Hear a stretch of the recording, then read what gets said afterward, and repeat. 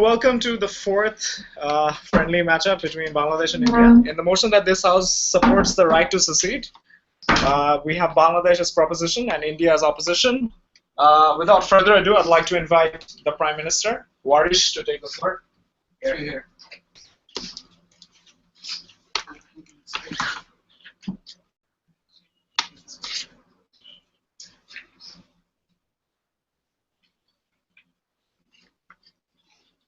When there are significant political, economical, and social barriers that lead to systematic marginalization, we support the right to break away into an independent state as a last resort. How will we do so? Through a supermajority vote in a fair referendum. First, let's look at why those alternatives don't work. I'll talk to you about three separate principles of why this is deserved. One, why they deserve an individual right to mitigate the harms of coercion. Two, why the state lacks the legitimacy. And three, why there exists a right to reparation in this sense. First, let's talk about what the status quo looks like. What are the regions in which these sort of debates come up? One, there exists huge amounts of political disenfranchisement. This means that people in those communities don't have any meaningful representation in their own state that they live under. That means they aren't able to have any say in what sort of laws they're able to do, and they can't have any sort of meaningful political change. Their own local representatives don't even serve their own interests and often defer to the federal interest or the state interest with a vast amount of pressure on them from a far more powerful state. Two, they're economically disenfranchised to a huge level. Just look at our own country, Bangladesh, when we were under the state of East Pakistan and North Bangladesh. There was very little investment in our own country. The people on the whole didn't even get to see the fruits of their own labor because they were systematically divested away from the country, and they went towards West Pakistan with more political capital and more able to say in where those resources went to. Those people, also on a secondary layer, they failed to even access the basic social services that they have a right to. They're systematically economically disenfranchised. Finally, they're also socially disenfranchised in the sense that there's a huge difference in their beliefs, their cultures, their values, and means they fundamentally disagree in how to live their life to the fullest capacity on what a good life looks like. It means that the majority of people in those cases don't have a proper sense of empathy with them because they're out of sight and out of mind. This means their problems never get to reach the proper traction that they deserve in that case. And finally, what does this mean? It means they never feel like part of the society they themselves live in. This results in a severe lack of unity, a severe lack of peace, and a severe lack of stability, to which we believe something must be done. POI. Do you support the right to bear arms? Do you support the right to bear arms? The right to bear arms. We fail to see the relevance of whether or not people have a right to bear arms to this debate. We're very happy to answer that question if you can prove how that's relevant to our case. All right, so moving on to our first principal argument, why they deserve an individual right to mitigate the harms of coercion. Understand that individuals are born into the state in an arbitrary way. This means they don't necessarily choose which state they choose to be born into. This means, while some of us, like you and me, may be able to consent into that state, the majority of the people don't identify with that state. This means those repercussions, such as disenfranchisement, do occur in a significant way. This means those people who are facing the harms of the state coercing them into how to live their life, under which laws and rules they should live under, means they deserve, on the most basic sense, when there's thousands and thousands of these people facing this injustice on a daily basis, the least they deserve is a way to opt out. But they don't. But they don't have a scope of opting out. They can't leave the state they're born under. They don't have the resources and the capacities to choose a different place to live away from the injustice. What does this mean? This means, on a fundamental layer, regardless of any other thing that's proved to you, these masses deserve a way out of a system of injustice that they did not choose to be born into. And doing so, then giving them the right to secession is the only way for them to mitigate the harms that they have lived under on a generational basis of generations of state coercion.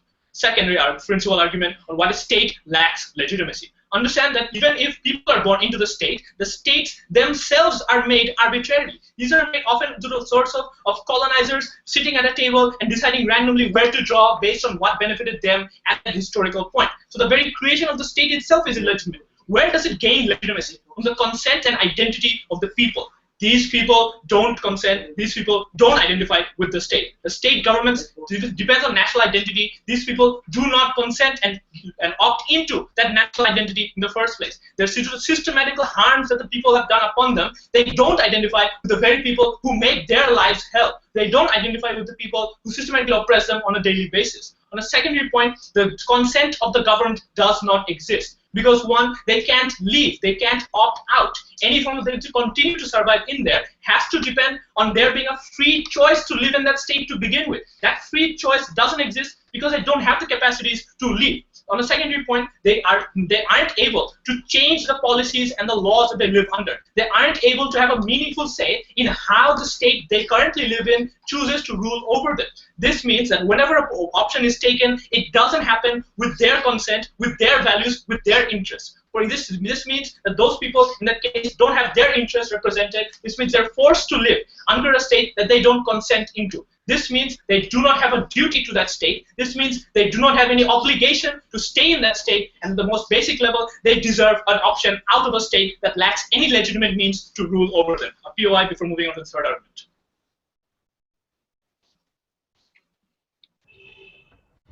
When a rich Spanish community wants to secede, so they don't have to pay self-fare, do you still support their right to secede? We support the right to secede when there exists no other option. Prove to us that if that is the case, then we will.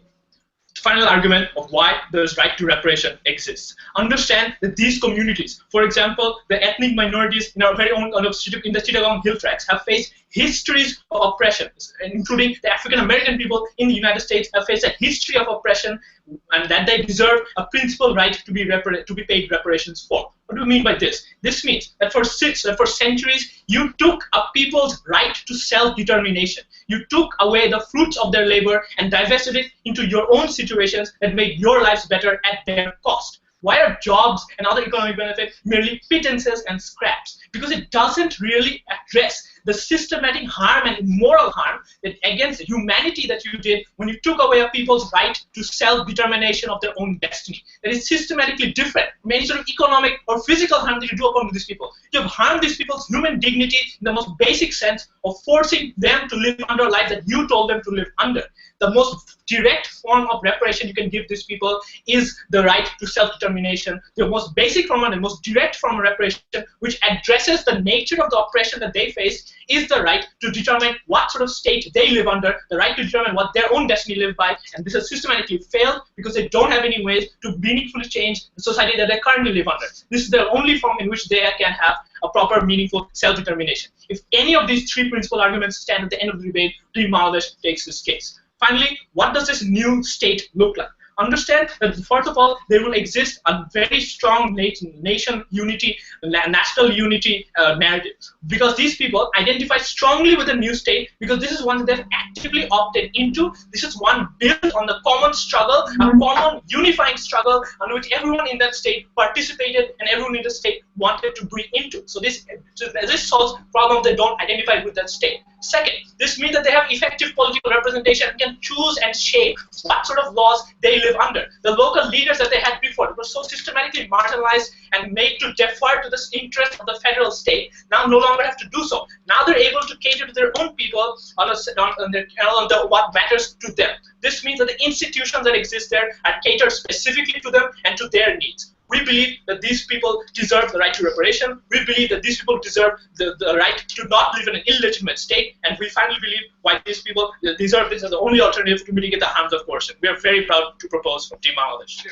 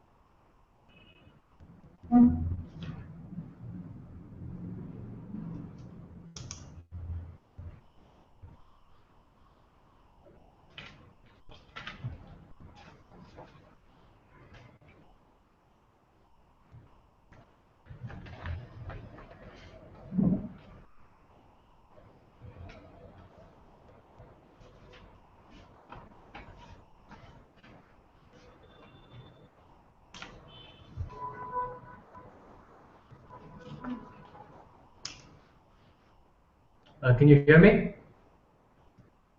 Can you hear him?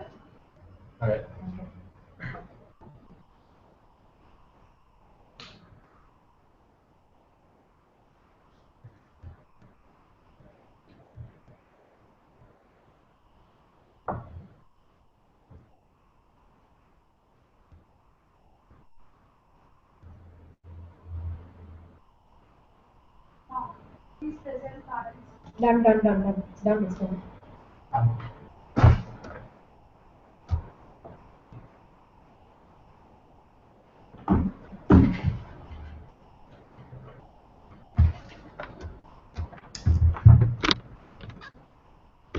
Yeah, okay. In Nigeria, when the Igbo nationalists tried to secede, they forced this choice on everyone in their area. The moment they created Biafra, they slaughtered 37% of the indigenous people on their land. They created an economically failed and politically failed state that after years of bloodshed and violence eventually ended up going back to Nigeria. Because sometimes seceding does not mean succeeding. What is our burden in this debate? We reject the right to secede on two criteria. First, when it is in conflict with more important rights such as the right to life. Secondly, when it disproportionately violates other individuals' integrity. Proposition has to defend a means that creates violent conflict, instability, and a lack of opportunities for generations, and then to say why that is the only viable way to achieve their outcomes. What is our policy? We support internal democratic mechanisms, for example, affirmative action, proportional representation, federalism that gives these regions much more stability and much more autonomy over their affairs and much more representation in the national forum. Secondly, we support international pressure in negotiations to reduce power imbalances in these sorts of negotiations to create more autonomy and more rights for these people.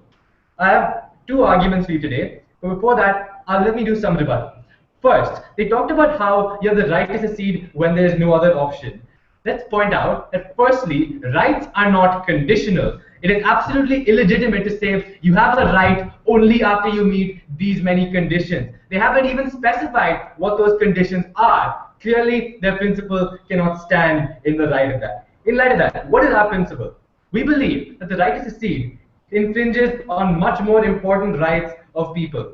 How is this true? When the right to secede is based on the right to self-determination, in countries that recognize such rights, because let's recognize we're not talking about oppressive countries like China and Russia, because let's face it, those countries are never going to give the right to secede. In other and more reasonable countries, the rights that form a logical basis to the right to secede, such as the right to life, the right to political freedom. And if the right to secede threatens these rights, it simply cannot stand. So how is this true? Let's look at three situations. Firstly, in the process of secession. Secondly, in a state that has failed to secede, and thirdly, in a state that has succeeded in seceding.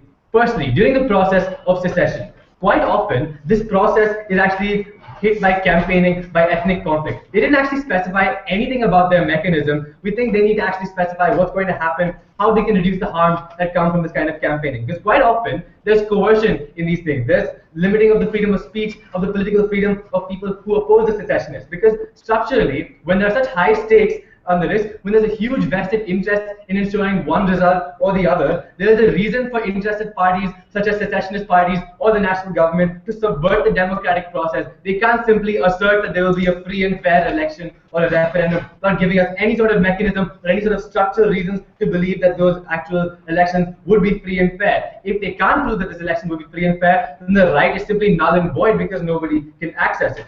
Furthermore, what happens when you target these different kinds of groups? Quite often, in the case where a secession is required, it's because of ideological differences that leads to sort of tensions and conflicts during the process of secession. It leads to particular harm to minorities, which my second speaker will tell you more about. Secondly, let's look at the case of a state that has failed to secede. Quite often, there's going to be doubt over the secession process, over the election, whether it was fair, for the very reasons I told you about. In this situation, it's quite likely there will be violences, relapses, calls for more referendum. There will be border issues in particular as other countries think there's political instability in this country. We think they're much likely to try again and repeat the cycle of violence that I described in the first situation. We think that's harmful.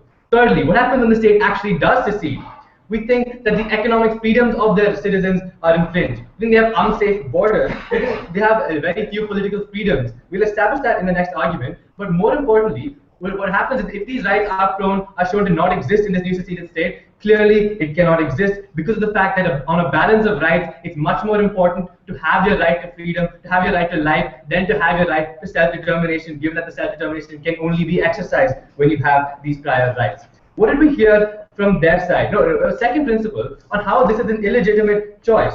Essentially because firstly, it's irreversible. there's no actual way to reverse the process of secession. That means it's a one-time thing, and if people regret their choice in the future, like for example people do with Brexit, it's simply not possible to reverse this process. More importantly, in connected to the fact that it's irreversible, is that quite often there's very little information. The parties of vested interest have every reason to misinform the public, to tell them blatant lies, like Nigel Farage's, we will donate £300 million to the NHS, to tell them blatant lies about how much influence is being exercised on the British citizens by the UK, by the European Parliament, by the European Commission. Quite often there's going to be misinformation about about the issues that are particularly important in deciding whether a country should secede or not. So quite often the choice is going to be uninformed, it's going to be irreversible. That's why we think it's an illegitimate choice, particularly given it's going to be forced on future generations who can't actually opt into the state. They simply have to exist in it, even though they didn't actually choose to.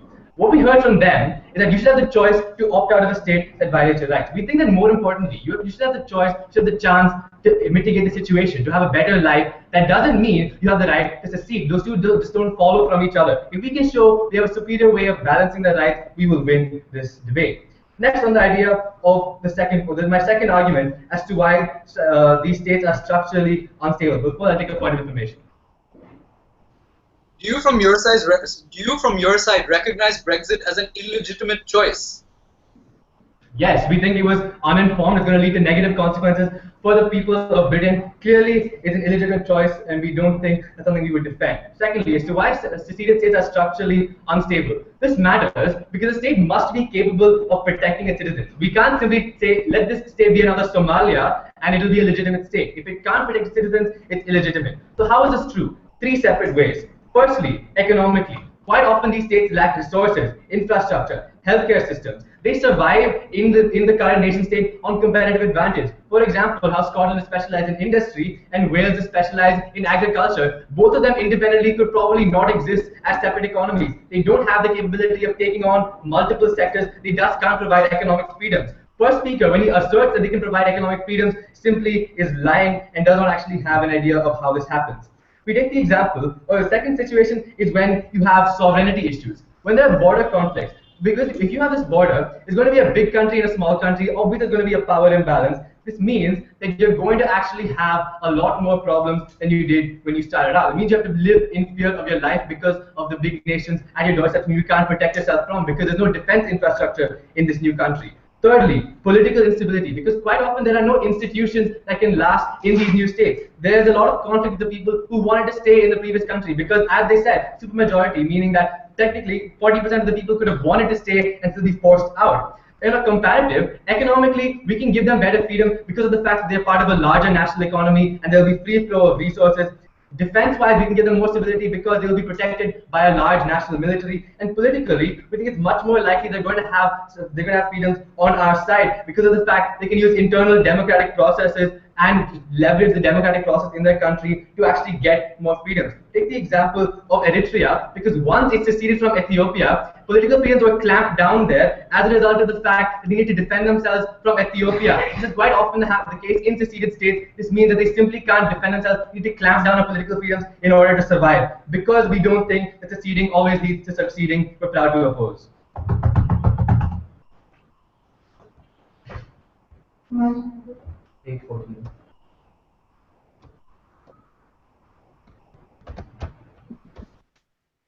Just a second. I should be making announcements. Right, so we thank the fellow for his speech. I'd like to invite Sajid, the Deputy Prime Minister, to take the floor.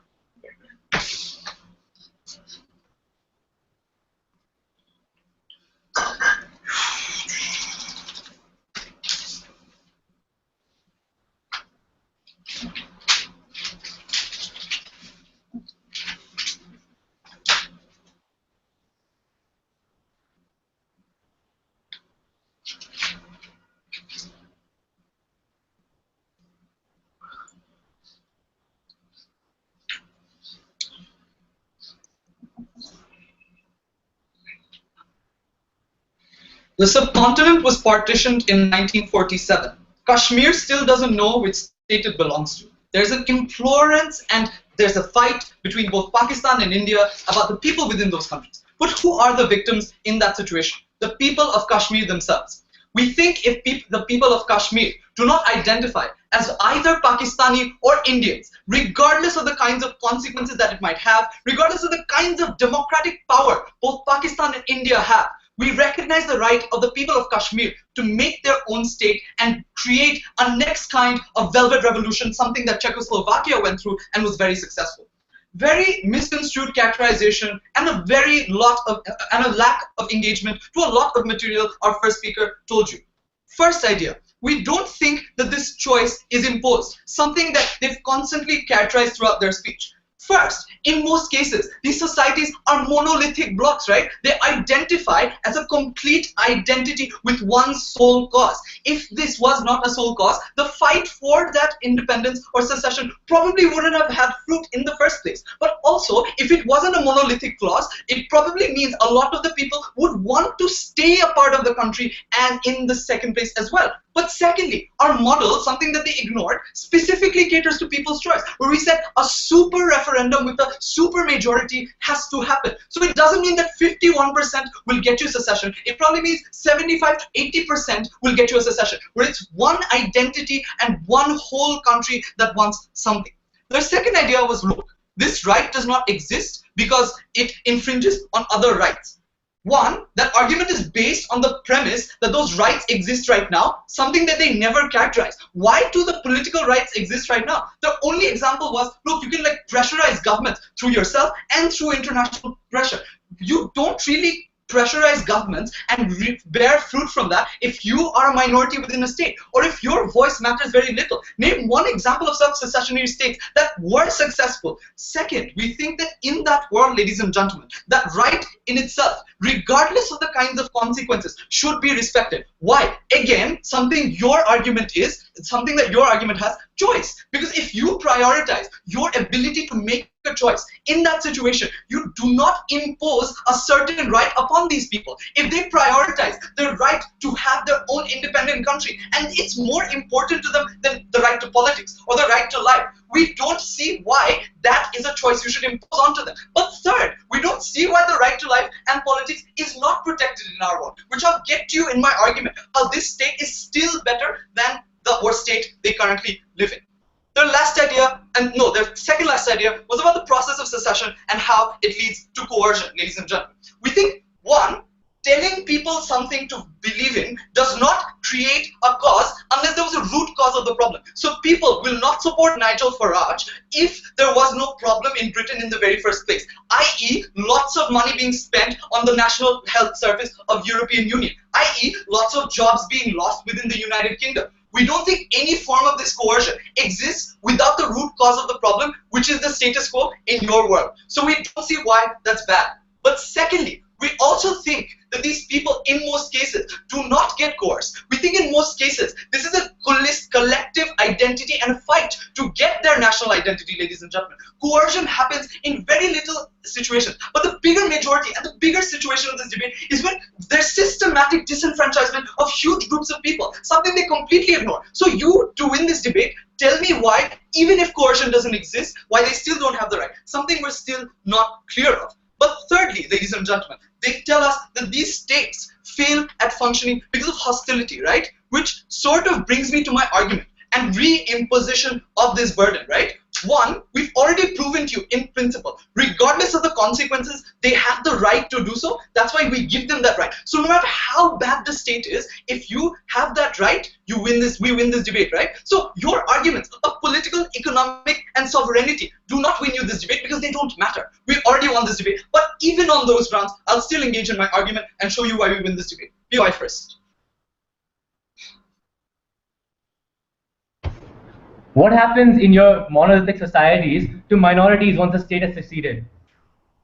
One, in monolithic societies, minorities that want to secede, by the way, thank you for reminding me of another argument that I forgot to about, violence, right? So you say that your process has a lot of violence and this monolithic society carries that out.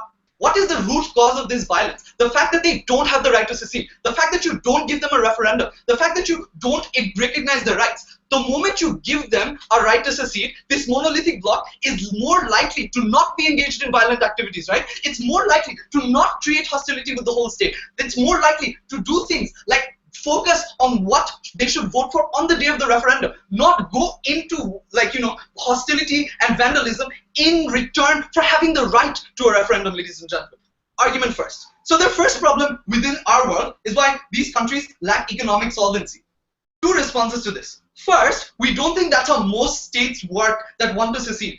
In most cases, these states are coerced economically as well, i.e. the characterization we initially gave you. Huge resources exist within these countries. These resources are pumped out, used for the majority of society, and nothing given back to them in most cases. That's a basic form of coercion that exists in the status quo. Secondly, it's absolutely abhorrent to say that no country or no region has absolutely zero economic resources. We think a comparative advantage exists in every single region across the world. Singapore, ladies and gentlemen, has zero resources. Look at what they're making use of, a port. Similarly, any region in the world probably will self-sustain. Third, we don't think a region will want to exercise a right if they're economically worse off. The only reason they'll want to exercise the right is when they realize that they have the capability of running that state themselves. So we don't see why our state in itself will exercise this right. Secondly, sovereignty issues and border issues. We think our arguments and our world has a better form of sovereignty. Why?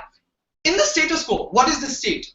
It's a group of people living together with this minority a part of it. But what is that? That's perpetual hostility that these people can never opt out of. In our world, sure, there's a big country, there's a small country. What is the hostility overall? It's a short-term hostility based on the referendum. 10 years later, is that hostility still going to exist? Probably will, but not as much. 20 years later, is that hostility going to exist? Even less, right? Why? Because if you are cooperative, if you're living in a region that is surrounded together, you have every incentive to make up for past historical, bad relationships and bring up a proper relationship, because to function as a region, you need to work with each other, ladies and gentlemen. So that hostility is never going to be a long-term hostility. Lastly, political instability, right? Political instability is more often when these leaders are systematically disenfranchised in the status quo. We already showed you analysis of how those leaders have the ability to unite that region, work for a proper cause, i.e. even if it means that the region in itself is new, they have the ability to support their leaders because that leader in itself works for their cause. But lastly, all of this is redundant because one other thing we ensure, which you don't ensure: social cohesion, ladies and gentlemen. That is why we have economic rights. That is why we have political rights, because we want to live in a society that we feel a part of. We ensure that to you by allowing a socially stable society where everyone feels like a part of that country. Even if it is in economic recession, even if it is with a bad government, as long as they feel a part of it, all of that is meaningless because all of that is a means to social cohesion. We ensure social cohesion, ladies and gentlemen, which is why we take this debate home. Thank you very much.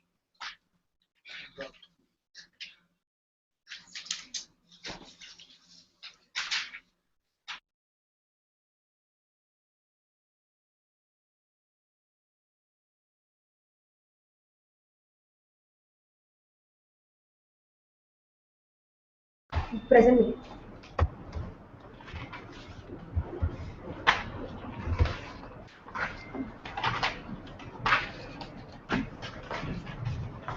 Just a second, I'll get a timer.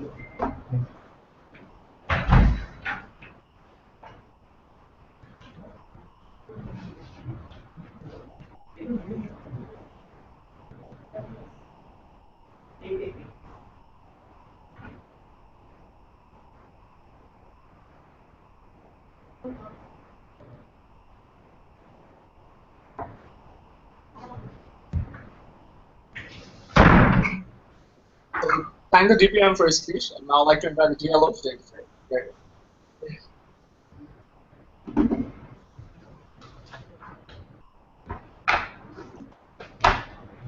You can hear me, right? Can you hear me? Hello?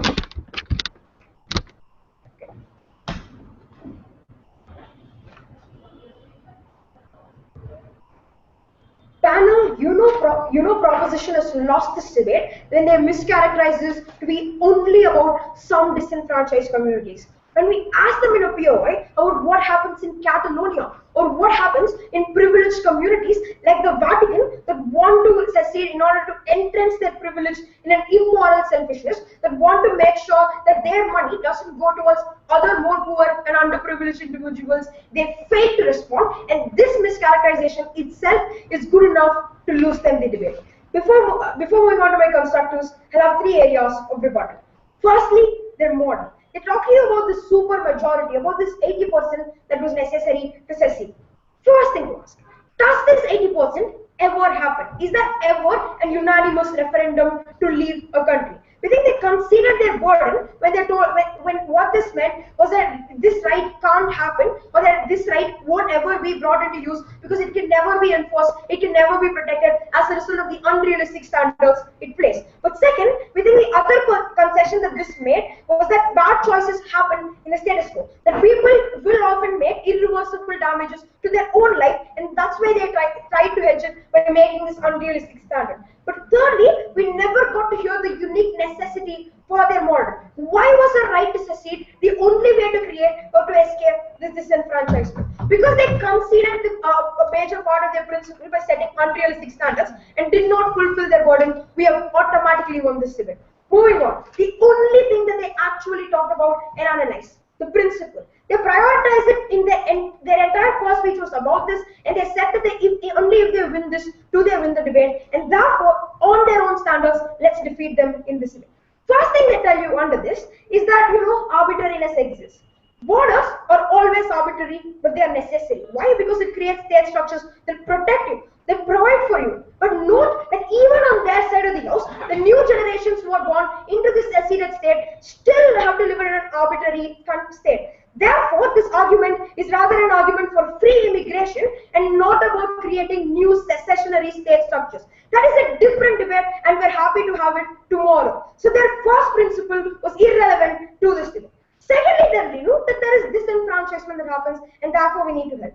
Now, this is unfortunate, and we agree. This disenfranchisement is indeed something we have to address. But why can't this be addressed by internal democratic mechanisms, as Karthik so eloquently explained to you? Why does this value matter in this debate? Because they failed to show any form of mutual exclusivity, and because we agree that disenfranchisement is bad and push better outcomes to respond, we want that principle also. The third principle they pressed you was something quite bizarre.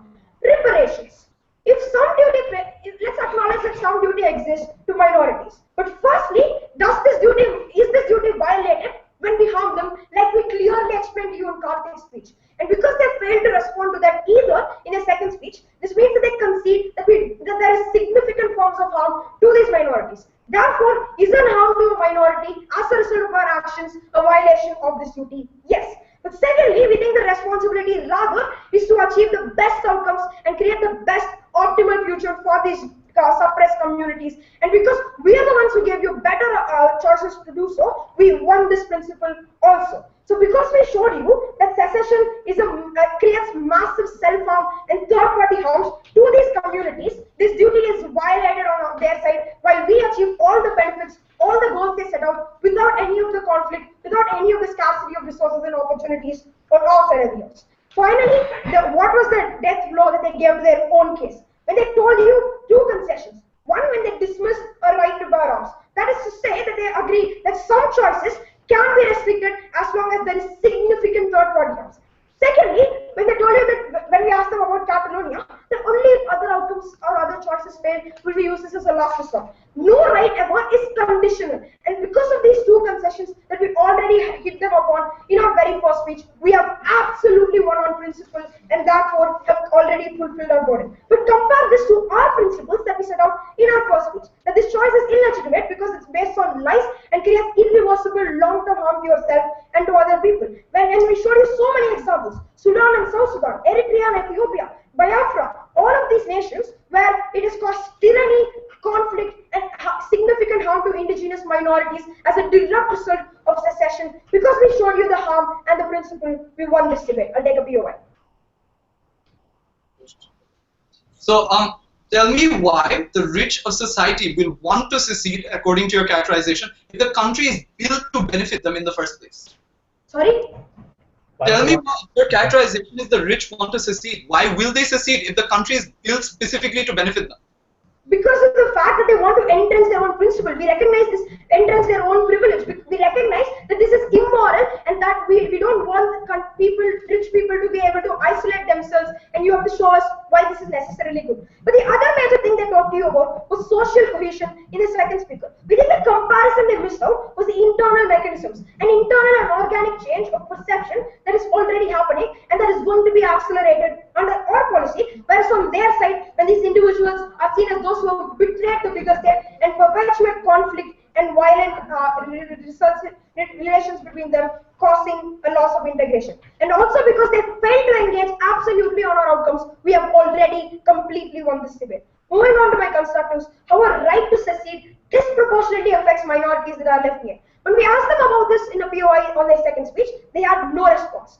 We told them that our burden was to show that it had disproportionate third party and self-harms. And we told you the way to do this was to compare more important rights with less important rights. Let's demonstrate this in yet another level in our case. We tell you that the idea that everyone wants to live as exists on their side is absolutely unrealistic. A monstrous amount of people still want to stay. For example, when the Scotland referendum had 49 to 51%, assuming you flip it over and one person voted on this side, there is still a 49% of the population that would have been against this say. Why would people want to not leave? But before that, I'll take another POI.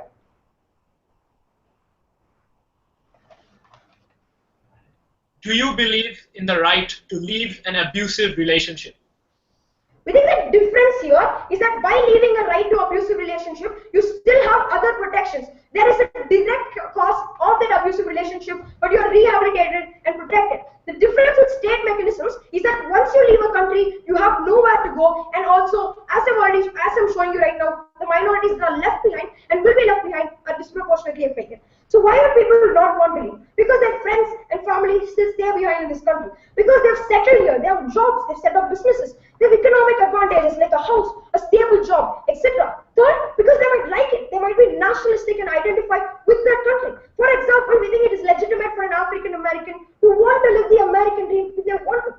Therefore, when they stay in these countries, their life is systematically worsened on their surveillance. One, because they are directly treated as second-grade citizens. Second, because they are seen as those who betrayed the major state and are victim to a large quantity of hate crimes and significant hate. But third, when any concept discourse happens about protecting them, the narrative now becomes, you should have left with the others, why did you stay? If you stay, this is the condition you have to live in, and there is absolutely no political capital to actually help these minorities who stay here. Because there is disproportionate harm to citizens of the Republic and a significant violation of their right to life, their right to security, and their dignity, the comparative here clearly falls on our side. Seceding is often not succeeding. Very, very proud to oppose.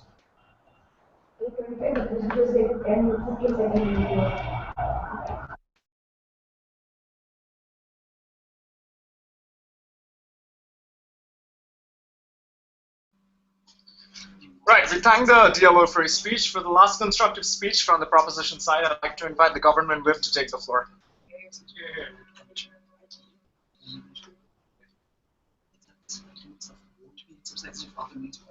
Why will they want to secede?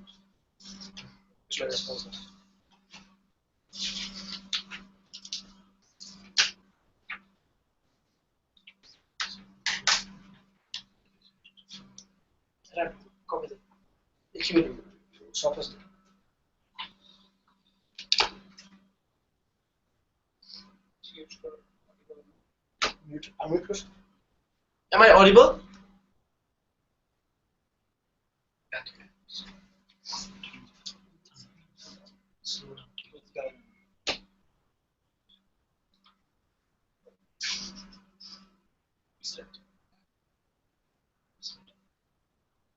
While the whole of opposition case depended on the repercussions of leaving this sort of state, they never based their case on a principle of why national identity can be formed even when you live within a particular state through a long period of time, right? So our principal case is a lot more consolidated, and here goes the two major clashes that prove us to be right.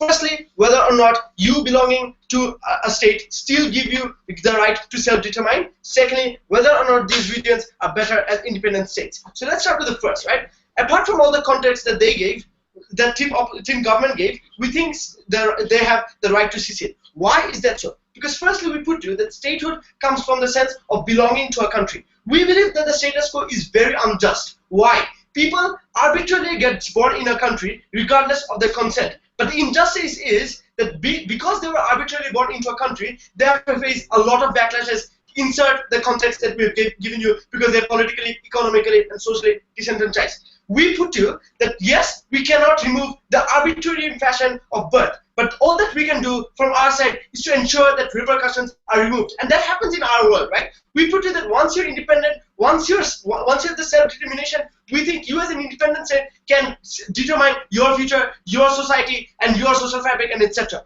But second, we put to you that the history is also unjust. Why? Because often national borders were drawn by former colonies and countries after wars. Certain regions who would have been otherwise independent become dependent or become part of the states because those sorts of countries put you in those countries. Example: Kashmir, which was necessarily put into India because of the British former colony. Secondly, certain regions of South Africa who would have been independent, but the British had imported large number of people from Uganda and Nigeria to South Africa. We put these sorts of people would have been independent in their own country or independent as another country, but because of the pressure that the former colonies have put them into, they can't leave those states. Secondly, we put to the idea of sovereignty, right? You have a few resources, and that is true, right? So even these countries, though they are probably politically, economically disenfranchised, they do have few resources. Insert those sorts of tribal businesses and etc.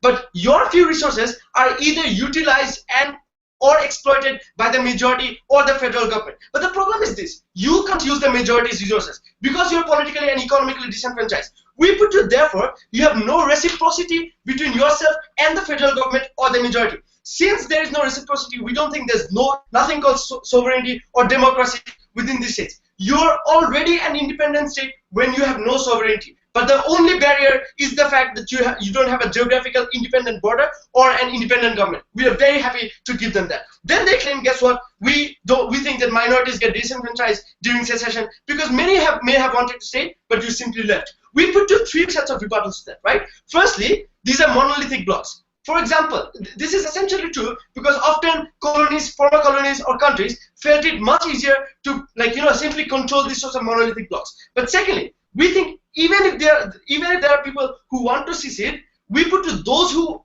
even if there are people who did not want to secede, the people who wanted to secede often relocates themselves so that they can create separate blocks. Why is that so? Because they think that because in that way their protests become much more stronger. Why is that so? Because once they form monolithic different blocks, their protests are much more hard, or else in a society where there are a lot of people from different blocks, their protests get diluted. But lastly, these minorities get much more disenfranchised in your world. Why is that so? Because they live in a region which is simply denied a lot of rights because it wants to secede. So because they live in a region which is a minority, they're often denied rights. Whereas in our world, because the region which wants to secede lives, and the sorts of minorities who can choose to live within the state or the prior state, they can simply get the rights that they wanted to. Sorry. Hello. No justification as to why. Guys. Impediment to our policy. But before I move on, a POI. No, we lost you. We lost you at 1 minute. Can you start again? Yeah, we dropped off the call. We had internet problems and we lost you at 1 minute. Please, can you start again? We're very sorry. It was at one. How? Sorry. Sure. Sorry. Should we start the speech from the very beginning? Yeah, we lost you at the very beginning of your speech. Yeah, sure. We'll start the speech again. Cool. Continue the flow. Right. So, yeah. Are you guys ready? Can you guys hear us? Right, so we'd like to invite the government whip to start his speech once again. Hey, Kuruko Sandar Right, so you can do this. The whole of government team opposition case was not based on a principle. It was based on utilitarian consequences, repercussions that might follow. We put to that the ops line should have been more about why national identity forms simply because you live within a state for a long period of time. That's absent from their case. So the two major issues and ultimately the two major clashes of this debate, right? Firstly, whether or not because you live within a state, you have the right to self-determine. Secondly, whether or not these regions are better as independent states. So let's start with the first, right? We put to, like, apart from all the context that we gave you, we think you have a right to secede because it's principally right. Why is that so? Because firstly, we put to that statehood comes from the sense of belonging to a country. Why is that so? Because people become, like in the status quo, it's unjust as to how people become arbitrarily born into a state regardless of their consent. But the unjust part of this is this, that simply because you're arbitrarily born into a country, you're not allowed the right to self-determine, whereas you always face a lot of injustice. Insert the political, economical, and social disenfranchisement that you face. But we recognize that we cannot change the arbitrary fashion of birth. We cannot change the way the birth comes from a lottery. But all that we can do from our side is to ensure that there are no severe repercussions or ramifications. And that's exactly why our policy is a much more effective one. Because we put it that the moment in time that you're independent, you break away from all the political, economical, and social disenfranchisement that shackles you into an unjust society. We put it there while you're independent, you can self-determine your future, your social fabric, your economic policies, and etc. So then we put you that we recognize these are multicultural societies. But when certain societies whose majority or whose monolithic, whose certain cultures unite to form a particular protest to leave that state, we think they should be given that right. Lastly comes the idea of sovereignty, right? So understand how these sorts of states work, right? You have few resources. Even though you're politically and economically disenfranchised, you often have certain resources. For example, tribal business, for example, tribal resources such as bamboo, right? We put you that these sorts of resources in the status quo are either utilized or exploited by the majority or the federal government. But the problem is this, even though they use your resources, you can't use the majority or the federal government resources simply because that's life for them. So we put to that there's no reciprocity between you and the federal government or the majority. Since there's no reciprocity, we put to there's nothing called democracy within the states. Because see, the way democracy works is simply by you voting for a government and that government protecting you. But that doesn't happen in the status quo. Therefore, we put to in the status quo, you are already principally an independent state. The only barrier from achieving that utilitarian or practically independent state is the fact that you don't have a geographical independent border and an independent government. We are very happy to give them that. But then they claim that, guess what, minorities get disenfranchised during secession. Many may have wanted to stay, but you simply left.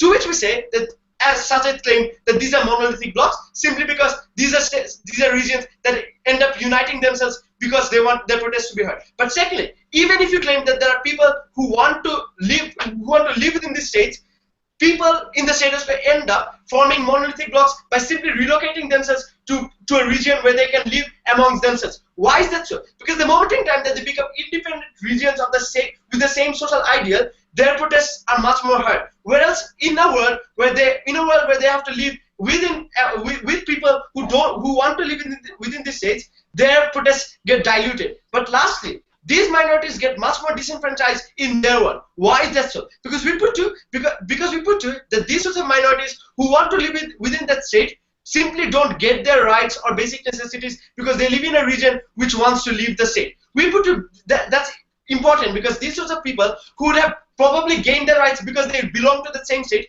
just simply don't get that because they live within a region which is simply red marked by the federal government as a region that wants to leave. We put it that gets solved in our world. Why is that so? Because while majority chooses to leave the state, the minorities get the right to choose whether or not they want to live within the state that's new or whether or not they want to live within the prior state. But then they claim it's an irreversible right.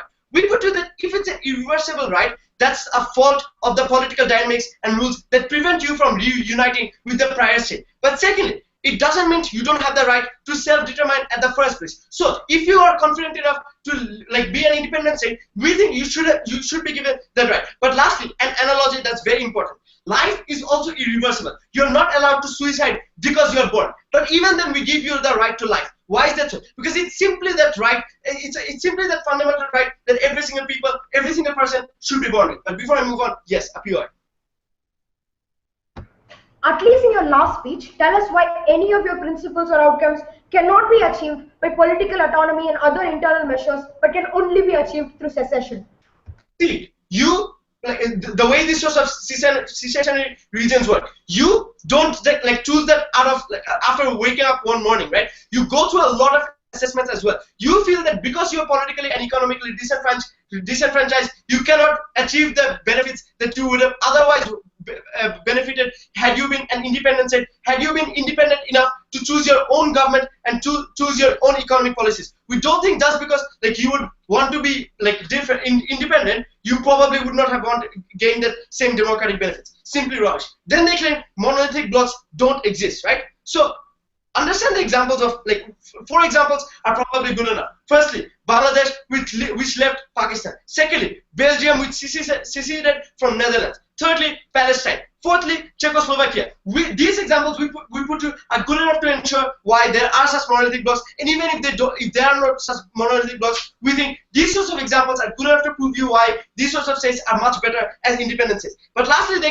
claim that you can simply immigrate. We put to that this sorts of immigration doesn't like simply benefit you because you simply don't have the economic resources enough to live as an independent state. But lastly, even if you do, all these people collectively, like millions of people, can't immigrate to another country. Then they claim that we can surely allow affirmative action, born democratic representation, etc. Understand this firstly, that had those been possible, these sorts of states would have already benefited. Because understand this, that these sorts of states don't choose to secede just out of nothing else, right? They go through a lot of assessment of what the status quo does benefit them. But lastly, the democratic processes that you claim would not be beneficial. Why? Because the government that you live with under does not identify with your identity. For example, Kashmir, right, where the majority is Muslim, whereas the government is a Hindu one. The problem is this: these sorts of states are often do not have the right to vote at the first place. But secondly, even if they do have the right to vote, the government often intentionally disenfranchises you from that. Why is that so? Because they firstly don't often allocate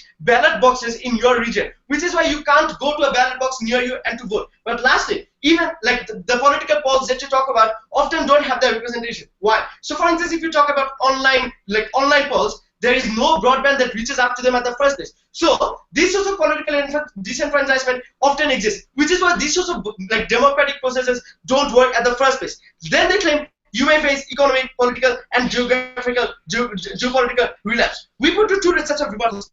Firstly, you like not that they have no political and economic resources in the first place. You do have that, and probably you'd have been better able to utilize them in our world. But then we put you over time you can recover. For example, Singapore, which left Malaysia and became a first world country at the first place. We put in our world, even if the consequences are not won by our team, the principle is still consolidated. We are very proud of this. We thank the government whip for his speech, and now like to invite the opposition whip to take the floor.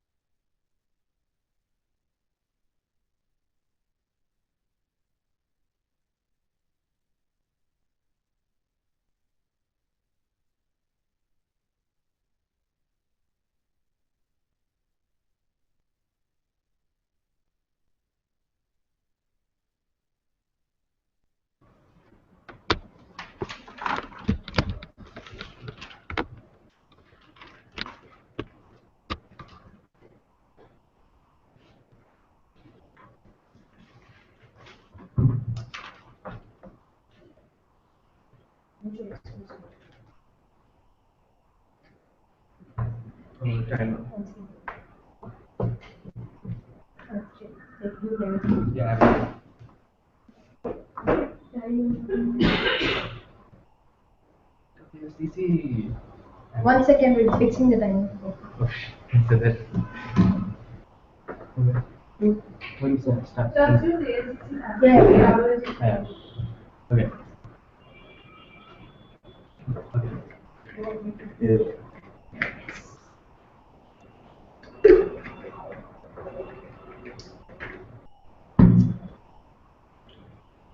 Yeah. Team Bangladesh believes that they can win this debate by telling you that the only socially cohesive state with sufficient economic stability and political representation is one in which there is a monolithic, homogeneous community. They fail to show us how a world with so many splintered nations and this never-ending cycle of secession and division, which is the only logical outcome of their principle when it is truly followed through, is a world with any economic self-sufficiency or any kind of political stability.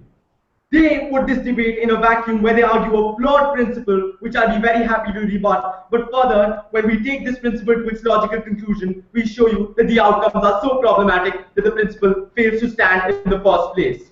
What are the two questions in today's debate? Is there any principled basis for the right to secede? And does granting the right to secede provide any positive outcomes? Now, on to my first question, the principled clash. Firstly, they begin this by refusing to debate this debate at all. They tell you they create this conditional right which only exists once all alternatives have been exhausted. We've already rebutted this across two speeches and saw no response from their side. Now, they argue basically along the lines of the motion that minorities don't deserve to be oppressed, and they set up this criteria that this should be the last resort. Now, how do we tell you that, what's the problem with that case here? Firstly, dictatorships where people have fought for these rights and where they have not been granted these rights.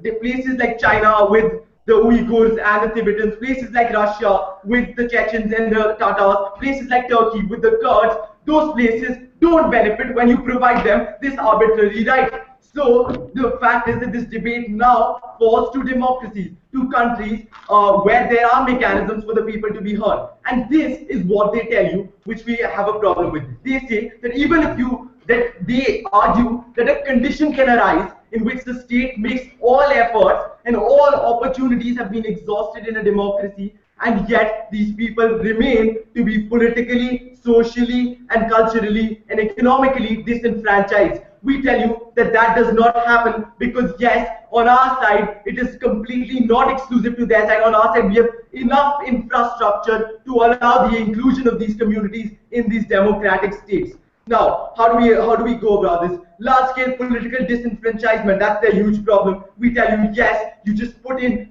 quotas and reservations in politics, you automatically have minority representatives who go forth, implement these policies, make sure that these minority groups and minority areas are not excluded from the political discourse. We think that's very easily solvable. They tell you this entire example, they keep bringing up Kashmir repeatedly. We tell you, yes, that's why in our world, Kashmir has its own literal constitution with its own set of laws and frameworks which gives it that kind of autonomy, which gives it that kind of exclusivity, which they so demand on their side. They then tell you, you can't end this systematic economic disenfranchisement. Again, not exclusive to their side. It's very easy for the state to provide welfare schemes, to provide reservations in education, to end this kind of economic disenfranchisement. They tell you about cultural disenfranchisement, which is somehow linked to this complete desire for cultural homogeneity, which has been lying behind their arguments on side proposition. And we tell you that no, just having cultural education, some kind of diversity encouragement, the state can very easily end this irrelevant argument they bring up about people not understanding each other's culture. Now, their second moral argument and principal argument is along the lines of arbitrariness, about how individuals are born in arbitrary states. Again, we've responded to this argument across our two speeches. We've told you that they don't end arbitrariness on that side, and their only response here is somehow that it's still arbitrary because states drew these colonial lines. Now, we tell you that firstly, the colonial lines which were drawn up by these states have been held in place for a long enough time that at this point they fail to cause that kind of division, that kind of resentment which they imagine on their side. There is a feeling of national unity which has arisen due to this long period of time since the end of colonialism, due to which we don't feel that they can continue with this argument about how about how just the fact that colonial powers through this length make them completely irrelevant. We tell you that, yes, on their side, the entire argument about allowing free choice, about ending this limitations of generations to the arbitrary state they choose, it does not end. All it does is that another new generation gets to choose what the remainder of the generations will continue to live in. We tell you on that the principal argument that all the benefits that they have argued to you about disenfranchisement are not exclusive to that side. They have failed to show you that how in the democracies in which this debate is set, infrastructure does not exist to allow systems to end this disenfranchisement. They have failed to show you how only secession can bring this about. On to the second argument about the net outcomes, which they have completely failed to engage us on. Firstly, they set this entire unrealistic standard of 70 to 80% votes in a referendum. What happens then? You have very small, fractured minority states which are just full of one culturally homogeneous population. That's the only condition in which you're going to come up with 70% to 80% approval. Right? Now, when you have these great, wonderful super monoliths of yours, what's going to happen? That state is obviously going to be so geographically restricted that for it to have any kind of meaningful resources to compete in a global economy, it will not happen. What do you have? Just all kinds of economic collapse. What happens when you continue this principle further, right? What happens to when certain minorities start to secede? When certain minorities start to secede, the majoritarian presence in the other state from which they secede starts to become stronger and stronger until there is further incentive for more and more minorities to secede. So when that phenomenon happens, it's this self-perpetuating cycle until eventually everyone just splits into completely homogeneous cultural groups, and there is just 100% singular same population with no minority community. Now what happens? First, yes, we've already told you these places are geographically small, and as they themselves argue, the reason for this is this long historical oppression. So of course there are going to be feelings of ill will, of course there are going to be feelings of violence, and of course as a result there's going to be humongous conflict. When you reduce your world to these extremely polarized communities where there is no scope for any kind of compromise, any kind of association and discourse, people will fight each other, people will hate each other, you're going to drive them to that kind of desperation. They fail to address to us any practical results of what happens on their side. We tell you that when you set up a new state, you need all sorts of infrastructure. You need the kind of money which either comes from the state you seceded from, in which case that state holds all sorts of enormous political power over you, and that entire outcome is just disregarded. Or you don't get any help from that state at all, in which case you're just up for having an economically bad time, because let's face it, you just don't create a state and everything becomes all right. They somehow argue that just breaking away from states ends all political, economic, and social disenfranchisement. It somehow automatically equalizes all communities. We tell you on our side that no, all it does is exacerbate these problems, create unsustainable nation states which are self-consuming, which create an entire world full and ripped apart by violence, ripped apart by economic instability. That is why we are very, very proud to oppose. Thank you.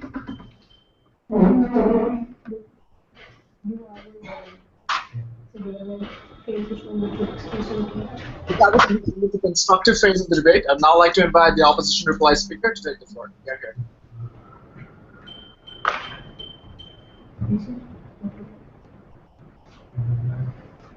Do you want it? I'm actually going to record it. Just send it. Okay. Oh, We do want to understand the life stream. Yes, it doesn't matter. I'll record.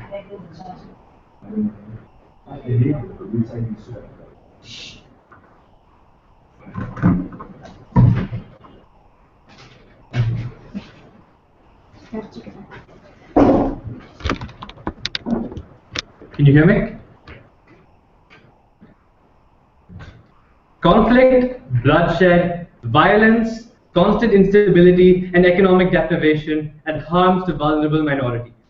These are far more important than some mythical right that enfranchises nobody and harms everybody. Team Bangladesh failed to recognize the real clash, the one that most matters to the people whom they care about. They shrunk the debate when they provided an unrealistic model and conditions, when they provided vague criteria for when there would be secession, They shrunk the debate by talking about practical outcomes in their first speech and then shrinking it down to principle in their third speech. We think they failed to do this in this debate. They also failed to show the mutual exclusivity of any of the solutions they propose on their side, meaning that automatically they simply cannot win this debate. Let's debate them on the two clashes that were most important. Firstly, on which slide has better outcomes for the region. We had 4 prongs of analysis here. First, on economic deprivation. Second, on political instability. Third, on defense needs. And fourth, on minority rights in these new states. To these, we heard extremely sparse responses when they had one-line responses that dismissed the premise of our entire case. On economic deprivation, they said, you have resources. Firstly, in many cases, that's not true. Secondly, I gave you an answer in my first speech as to why comparative advantage means that even if you have resources, you're not stable as a state. Secondly, on the idea of political instability, they said no. What's more important is social cohesion. We already told you that the second speaker told you about the harm that come to minorities in these monolithic states. That's why we don't think they actually lead to better outcomes at all. On defense issues, all we got was hostility reduces over time. Again, our second speaker told you this hostility doesn't reduce due to the perception of them being traitors, of them having betrayed the region and betrayed the country. On the comparative, what did our world look like? Firstly, we acknowledge the fact that there's tension, there's difficulty, and people in these regions don't always live the best lives. But we told you, in our world, the solution is not to worsen the situation of these people. We told you that in our world, we can have them part of a national economy that provides them with a free flow of resources. We told you they can be defended by a national military, that they can be protected by minorities in these regions can be protected by the connection to the main country where they are most likely not such a significant, such a small minority. We told you that in these cases they can have political representation through processes that we told you about, like what happened in Belgium, like when you have partial political autonomy, federalism, proportional representation, all means that they never actually rebutted on their side. All we heard was simply solutions without any kind of mutual exclusivity. That's why we obviously win on the better outcomes for this debate, and that's clearly the most important issue in this debate, so we win. Or let's debate them even in what they most wanted to talk about, what they spent the entirety of their second and third speeches talking about to no avail, on the principle. They said this is a debate about the principle, and then basically what we took down in the second, third argument, it didn't actually respond or evolve. They simply repeated the same thing from second speech to third speech. We asked, why is the right conditional? We had no response from the Deputy Prime Minister or the government whip. We asked, what happens when you have these minorities being disenfranchised? Because their principle was about disenfranchisement. They had no response to the principle of disenfranchisement on their side. They said arbitrary borders. We told you that's not an argument for secession. They said reparations. We told you clearly that's not the case when they're not even being benefited by this. We told you on our side that there's going to be harmful and irreversible choices. We told you there's going to be third-party harm. We gave you legitimate and concrete criteria to restrict the right to secede. They gave you nothing except vague and unrealistic criteria. They didn't even actually specify these criteria. On principle, it's clear that side opposition, just through sheer clarity and through sheer convincing and through balance of rights, wins this debate.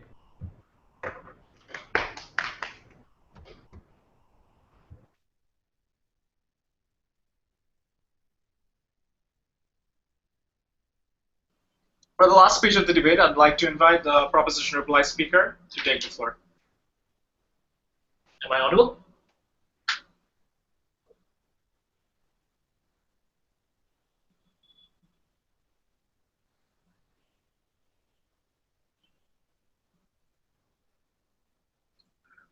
When your spouse beats you every single day, when your spouse takes your paycheck from you that you worked so hard for and puts it into their own expenses, and most importantly, when they tell you that leaving will be bad for you and will harm you, therefore you shouldn't have the right to leave. We believe the opposition to be intensely inhumane when they fail to prove why that right doesn't exist, regardless of whether or not that abuser tells you that leaving will be bad for you. Their main case has simply been this, that secession will cause harms. They fail to show how any of those harms relate to denial of a right that these people do have access to, these people do deserve by virtue of their human dignity. They fail to engage on any of the grounds that we showed you today. And we have also engaged them on the practical grounds that we have showed you in this case. What have they tried to do? They have tried to reframe harm into a principal case. They've tried to reframe it as a right not to be harmed by secession. Here's what they overlook, and here's what we've shown to you from our very first speech. When I came up and told you this is a voluntary decision, we showed to you this is a decision that those people opt into. It isn't something that happens to them, but something they decide to their own self-determination. That any sort of harm that happens is one that they choose to bear of their own free will after taking into account what will happen afterwards and what they want from that case. Those people have had enough. They want a better, dignified future, and that they still have a right to do so. And then they try to reframe our case as saying that our case is conditional. That right is conditional. What have we shown to you from our very first, and then to continue on our second speaker? We showed to you that the choice to secede is one that was only taken when those alternatives failed. But the right to secede is not conditional based on whether or not those alternatives failed in the first place. They don't make the distinction that we made between the choice and the right and use it to conveniently mischaracterize our case. Under our world, the choice may not be taken, but the right to secede is one that still exists and is still principally immoral to deny.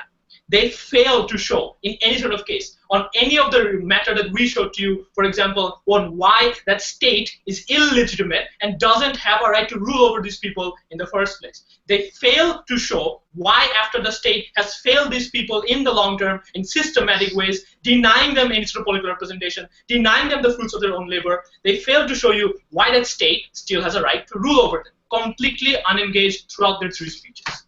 They also failed to engage on any sort of the method we showed you on why the lack of consent is irrelevant. We showed you why that state only has legitimacy to rule if it has the consent of the governed. They don't show you why those consent exists. Mainly, they point to you on increasing national economic, the national military, and political representation.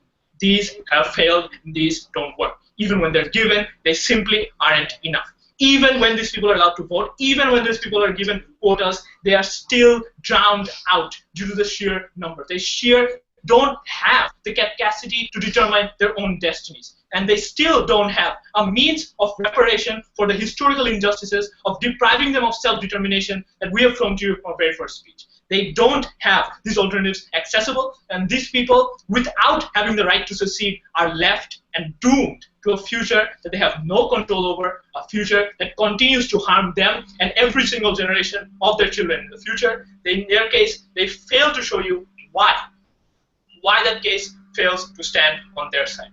On a comparative, on our world, we show you why that right exists on a very principal case that they fail to engage and simply use harms to show you on. On our world, we do believe that these people have the human dignity to choose. On our world, we have shown you that they do deserve a state that after secession is one based to cater to them, to cater to their needs, that the current state has failed. On their world, they never get those benefits. On our world, we do. We're very proud to stand in proposition.